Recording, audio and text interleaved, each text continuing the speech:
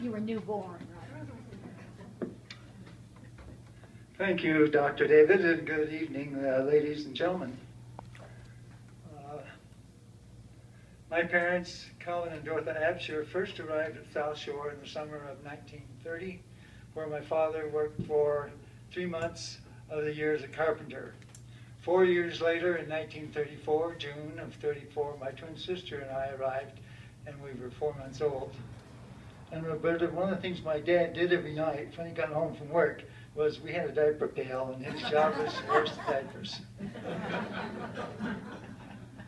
Back in those years, mail service here at South Shore was provided by a boat that made a tour around the lake counterclockwise every day. And its first stop was at the Globin Pier, which was off of Lakeview Avenue over here. The pier is no longer there, but it stopped at the end of this very long pier. And as my mother took my twin sister and I down to El Dorado Beach, now the Lake Tahoe Commons, we saw that boat called the Marion B, capital B, and it stood for Bernhardt. And that was the wife of the original owner. That boat would stop at the end of the pier. A little red Willys pickup would drive out to the end of the pier, pick up the mail, turn around, and disappear. Then the boat would continue to Young Brothers Pier, which is behind the Timber Cove Lodge and Resort today, about the same location. The pier was even longer. Another red Willys pickup would go out, pick up the mail, and leave. I remember being out on the pier and seeing that boat and looking into it. It was about 42 feet long, and there was a 10-year-old boy in there, and I think his mother, and the pilot. That boat came to a sudden, inglorious end. I think it was on May 18th of 1941. After it left Glenbrook, it disappeared. They never did find a trace of it. Later, 2 bodies washed up over by Homewood, including the 10-year-old boy. Next to the pier there at Timber Cove Lodge, there was a tall 2-story white building known as Conley's. Perhaps some of you have heard of that. It burned down years later.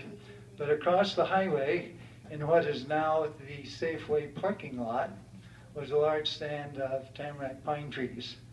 And every summer, within those pine trees was an encampment of Washoe Indians. I'm not sure what they did, but they were there all summer. There was also a genuine covered wagon with the white muslin sheet over the hoops, and an elderly white gentleman who would take your 50 cents and tell you a few stories. And there was a couple of genuine oxen, and all they did was slobber all day long, all summer, and I remember that. One summer afternoon, one of the Squaw Indians and her husband came through the Bishu Vines tract, and over her shoulder, she was carrying a sack of pinyon pine nuts, wanting to sell them. My mother wasn't interested in purchasing pinyon pine nuts, but the Indians wanted to know if they could have a drink of water. So my mother obliged. She went into our little cabin, came out with my twin sister's nice, slender, light pink cup that had emblazoned on the outside Minnie Mouse, the Disney character. And in the other hand was my matching light green cup that had Pluto on the outside. And after the Indians got to fill the water and left and went on their way, my mother threw the 2 cups into a pot of boiling water to sterilize them and make sure they were germ-free. And she brought the cups out, and Pluto was gone, totally gone. And most of Minnie Mouse was gone. So much for our donation to the Indians. At that time also, there was a gentleman who would periodically come through the subdivision. He was a farmer, a rancher down at Shingle Springs below Placerville, and he came up with a pickup load of fruit, had a roof cover over the back of the pickup and side curtains that you could drop down, and a scale that jangled and made a lot of noise as he drove through the subdivision, so you always knew when he was there. And my mother would purchase fresh vegetables from this gentleman. Also, there was another gentleman who came through the subdivision, and I was familiar with seeing him in his pickup.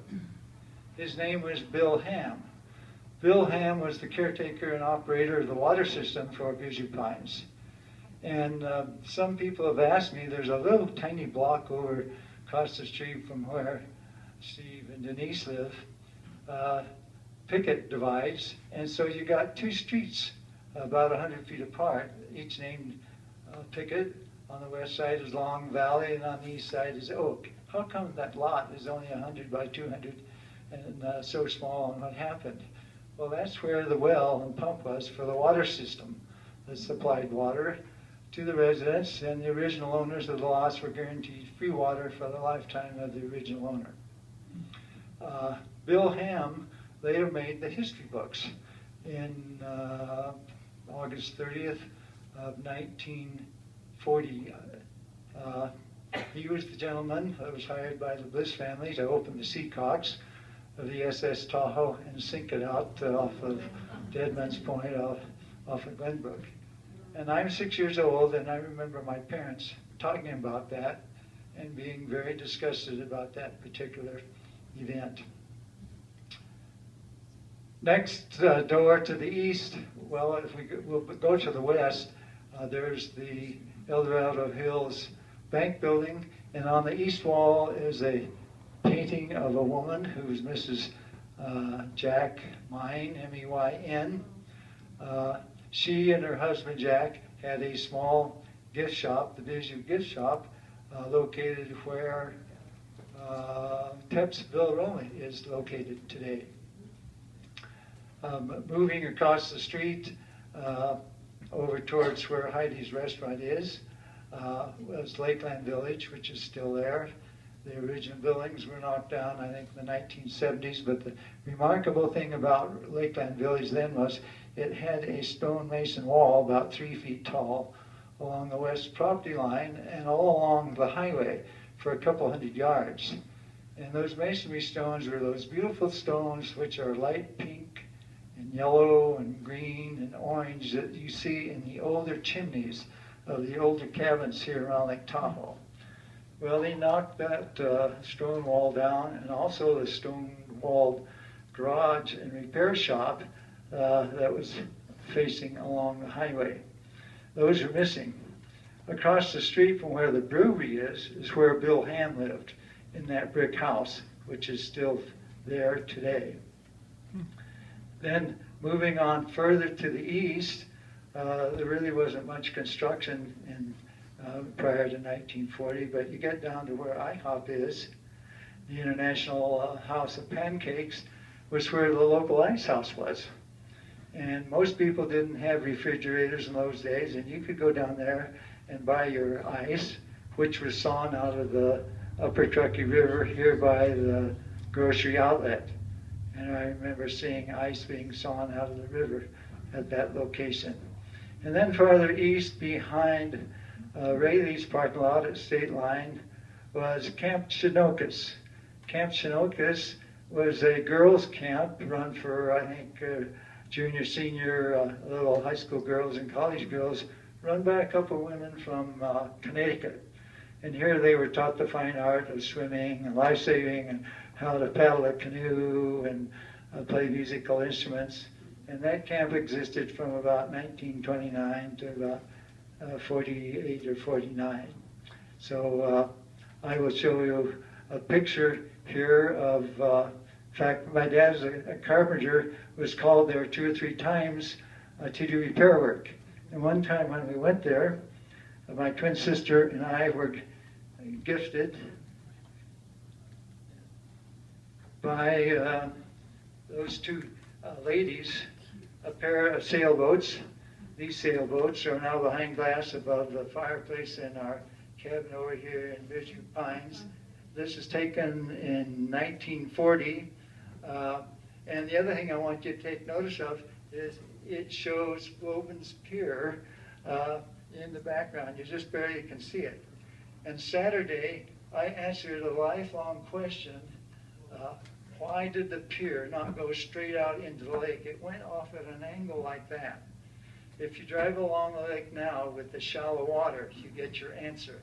The shallowness of the lake, when it got in front of Lakeview Avenue, it went much further out into the lake. And so if you run your pier out perpendicularly, your pier would have been much longer. So they ran at an angle. Incidentally, the pier at Young Brothers was 1,800 feet long, and one map shows it 2,600 feet long, so they were very long. So thank you very much.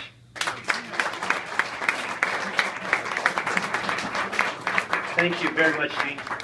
We didn't get to the stories, some of the other stories that Gene was going to tell, but he was intimately involved with the construction or not construction of the bridge over Emerald Bay. So if you guys want to talk to him afterwards, you're more than welcome to do so. But right now, I'd like to introduce Bob Fleischman. He's going to talk